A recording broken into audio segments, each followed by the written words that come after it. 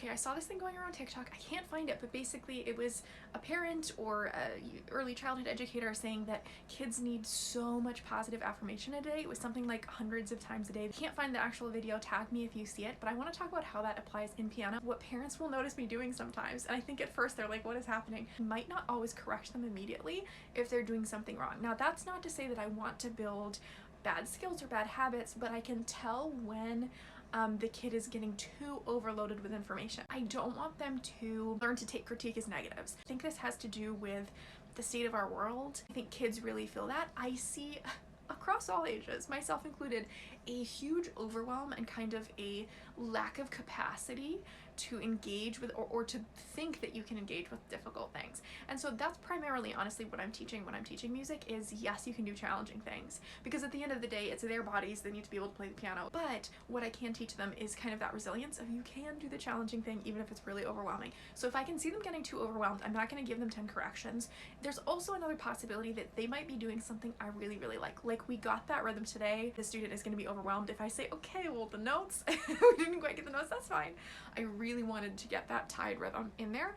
So I was like, we'll fix the notes next time. The other thing I'll have students do is I'll have them go back in their lesson book, because it tends to be kind of a simpler lesson book, and I'll say, can you find a C chord? Can you spot a tied note? So even if I am not applying the correction to that song because I think it might be too overwhelming for them, I am still introducing it. Now, some of the music teachers might be aghast. I'm definitely giving them feedback. I'm definitely saying, hey, like that was not an A, we need to find A on the piano, or like whatever.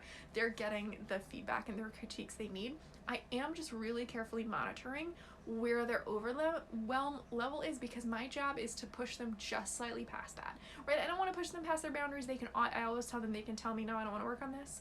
They can say, I'm overwhelmed, I don't want to do this, I only want to do this. Like, they can absolutely tell me that.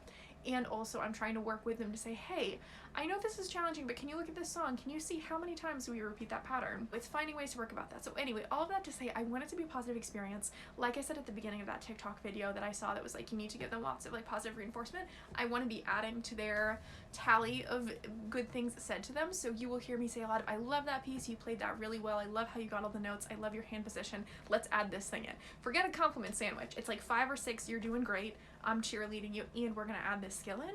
And I feel like if they don't have the capacity to take the skill right then, don't panic as a parent. Don't panic. We'll get to it. There's plenty of songs, like, especially with children's lesson books, they're quite repetitive. So there's plenty of opportunity for them to add that skill in. So I really appreciate the parents' patience and trust with my methods.